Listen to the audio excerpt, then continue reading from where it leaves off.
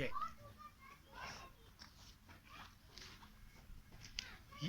यदि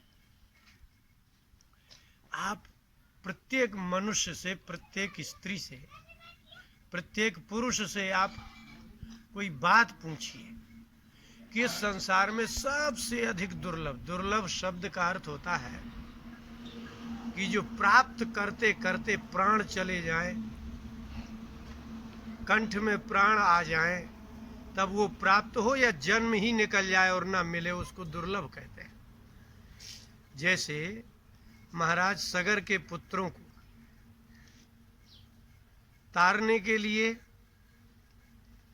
भगवान कपिल ने कहा कि गंगा लाओ तो तरेंगे, तो कितनी दुर्लभ कहलाई वो कि उसमें 2 पीढ़ी समाप्त हो गई लेकिन गंगा नहीं आई। भगीरथ गए तो तीसरी पीढ़ी में वो सार्थक हुई। इसका नाम है दुर्लभ। जिसके बच्चे नहीं है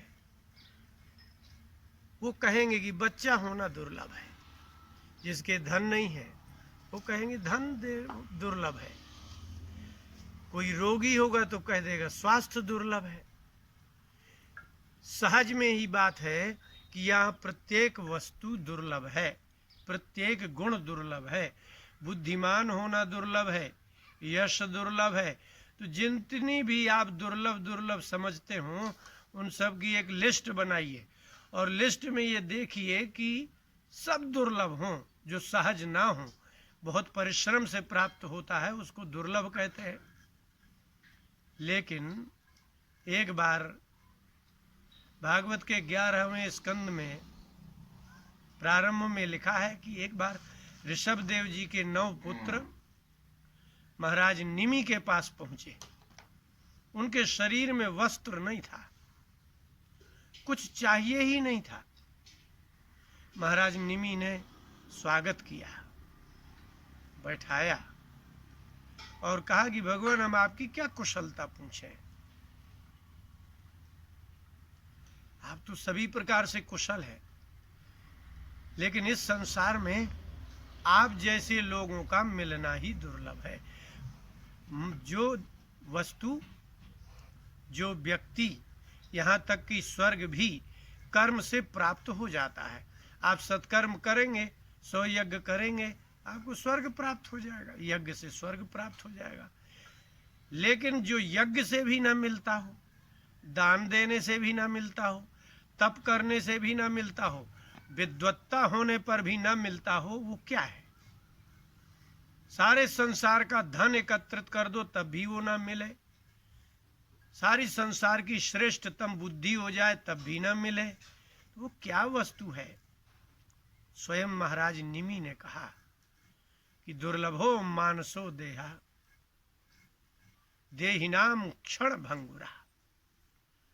भंगुर माने होता है नष्ट होने वाला, जो भंग हो जाए उसे नष्ट कहते हैं। देही नाम, जितने जीवधारी देहधारी जीव हैं उन सब को एक ऐसा देह है इस 84 लाख योनियों में जो दुर्लभ है, और वो है मनुष्य शरीर। जो आप और शरीर हैं वो तो सब पराधीन शरीर है, उनको सुख नहीं पैदा कर सकते, वो दुख है तो है। लेकिन मनुष्य में औषधि विज्ञान है। स्वास्थ्य खराब हो औषधियों का उपयोग कर लीजिए, और यदि अधिक सत्कर्म कर दे तो मृत्यु लोक से अच्छा तो स्वर्ग लोक भी प्राप्त हो जाएगा। तो ये मनुष्य शरीर इसलिए दुर्लभ है क्योंकि देहिनाम शरीरधारियों को मनुष्य का देह दुर्लभ है, मानसो देहा दुर्लभा। लेकिन इससे भी कोई अधिक दुर्लभ है? बोले हाँ, इससे भी एक ऐसा तत्व है जो दुर्लभ है। सारे शरीरों में इतना विज्ञान, इतनी बुद्धि नहीं है जितना मनुष्य शरीर में है। आप ये गाड़ी, ये मोबाइल, ये सब देख रहे हैं, तो ये क्या है? ये तो दुर्लभो मानसो देहा, इसमें कोई संदेह नहीं है कि आपको अगर कुत्ता बने हैं तो कुत्ते को देखिए ना कितना पराधीन है। तो सारे संसार में शरीर, वो भी मनुष्य का, बहुत दुर्लभ है। अब इसमें भी तत्रापि दुर्लभम मन्ये, भागवत के 11वें स्कंद का दूसरे अध्याय का 29वां श्लोक है। तत्रापि, उस मनुष्य शरीर से भी अधिक अति दुर्लभ है। तत्रापि दुर्लभम मन्ये वैकुंठ प्रिय दर्शनम। भगवान को जो प्रिय हो वो व्यक्ति दुर्लभ है। भगवान किसको प्रिय नहीं है? जिसको बच्चा चाहिए वो पूजा करते घूम ही रहा है। तो भगवान तो सबको प्रिय है, लेकिन भगवान को जो प्रिय हो वो भगवान का व्यक्ति दुर्लभ है। अब देख लीजिए, यहाँ व्यापारी दुर्लभ नहीं है, डॉक्टर दुर्लभ नहीं है, औषधि दुर्लभ नहीं है। बहुत विलक्षण बात है। और अच्छा, दूसरी बात, जो भगवान का व्यक्ति होगा उसको संसार के किसी आदमी की जरूरत नहीं होगी। आपको भगवान की इसलिए जरूरत पड़ती है क्योंकि आपको संसार की वस्तुओं की जरूरत है। लेकिन जिसका मालिक ही प्रेम कर रहा होगा उसको किस वस्तु की आवश्यकता होगी? किसी की नहीं। महाराज निमि ने कहा कि आप 9 हैं और 9 के 9 योगेश्वर हैं। आपका हमारे घर में आना ये कोई प्रयोजन ही नहीं है। आपको राज्य नहीं चाहिए, आपको शारीरिक सुख नहीं चाहिए, जिह्वा का स्वादिष्ट भोजन नहीं चाहिए, आपको नेत्रों से संसार का रूप नहीं चाहिए, आपको पलंग सैया नहीं चाहिए, आपको चाहिए ही नहीं कुछ। फिर मेरे पास आप आए हो तो इससे बड़ी कृपा क्या होगी? महापुरुष आपके घर आ जाए, उन्हें आवश्यकता नहीं है लेकिन वो आ जाए, ये तो बहुत बड़ा आश्चर्य है। आपके घर में जो भी आता है किसी न किसी आवश्यकता से आता है। अगर आवश्यकता नहीं है तो ममता से आता है, स्नेह से आता है, मोह से आता है। लेकिन जिसको संसार के किसी व्यक्ति से मोह ना हो, यहाँ तक कि अपने शरीर से ही मोह ना हो, वो आपके घर क्यों जाए? जिसको पत्नी नहीं चाहिए, पुत्र नहीं चाहिए, यश नहीं चाहिए, सुख नहीं चाहिए, कुछ चाहिए ही नहीं, वो भला किसी गृहस्थ के घर वो महात्मा क्यों पहुंच जाए? और अगर वो पहुंच जाए तो उस मनुष्य का भाग्य कितना कहना चाहिए। इसलिए महाराज निमि ने कहा कि इस संसार में सब कुछ दुर्लभ है, ऐसा कुछ नहीं है। अगर आप यहाँ सत्कर्म करें तो स्वर्ग दुर्लभ है लेकिन मिलेगा। लेकिन आप अपनी इच्छा से मर के मनुष्य शरीर नहीं पा सकते। अगर आप अभी मनुष्य हैं तो आप क्या कर सकते हैं ऐसा कि हमको तो आदमी ही बनना है और कुछ बनना ही नहीं है? क्या आपकी इच्छा से आपको मनुष्य देह मिलेगा? आपकी इच्छा से आप धनवान होंगे, आपकी इच्छा से आप बलवान होंगे, आपकी इच्छा से आप विद्वान होंगे? आपकी इच्छा से इस संसार में कुछ हुआ नहीं।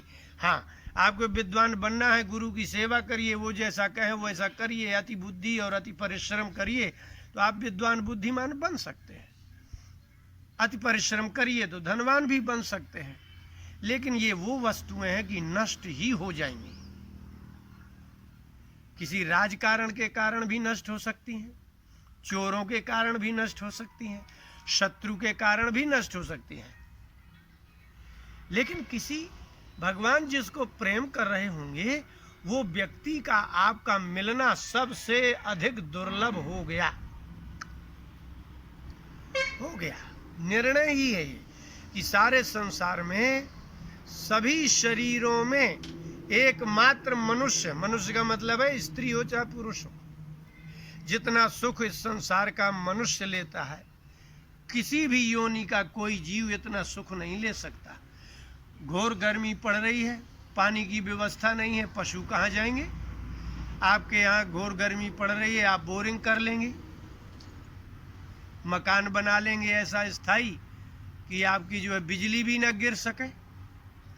तो ऐसा मनुष्य शरीर दुर्लभ है और सबसे कोमल होते हुए भी दुर्लभ है, लेकिन इसमें बुद्धि प्रधान है ये शरीर। इसलिए महाराज निमि ने कहा मनुष्य को समझ में ही नहीं आता कि इस संसार में महात्मा ही दुर्लभ है। और चतुर्थ स्कंद के 30वें अध्याय में 33वां श्लोक है। भगवान शिव से प्राचेतसों ने कहा कि भगवान हमें मोक्ष नहीं होगा, हमें पता है मोक्ष अति दुर्लभ वस्तु है। यावत् ते मायया स्पृष्टा भ्रमाम इह कर्म भी तावत् भवत प्रसंगानाम संगः स्यान्नो भवे भवे। हम अपने कर्मों के कारण जितनी बार भी धरती में जन्म लें, चाहे जिस योनि में जन्म लें, लेकिन भवत प्रसंगानाम संगः स्यात्, जो आप से जुड़े हों उन महात्माओं का संग मिलता रहे, फिर चाहे हम किसी भी योनि में हों। अगर हम अपने कर्म के वशीभूत होकर के कदाचित पशु ही हो जाए, पक्षी ही हो जाए, कुछ भी हो जाए हम, लेकिन यदि महात्मा का संग रहा तो हमारा पशु जीवन भी सार्थक हो जाएगा। महात्माओं के समीप में रहने वाले कुत्ते, श्वान, गाय, भैंस, अन्य जीव भी उनकी संगत कर करके उनका ही अन्न भगवान का प्रसाद खा खा करके मुक्त हो जाते हैं। यदि कोई महात्मा भगवान का भोग लगाए और कोई श्वान आ जाए, कुत्ता आ जाए, बिल्ली आ जाए और महात्मा वो भगवान का प्रसाद यदि उसको दे और कदाचित उसका शरीर छूट जाए तो वो आदमी मुक्त ही हो जाएगा कुत्ते की योनि से, और वह फिर कहीं अच्छी जगह जन्म लेगा या मोक्ष हो जाएगा।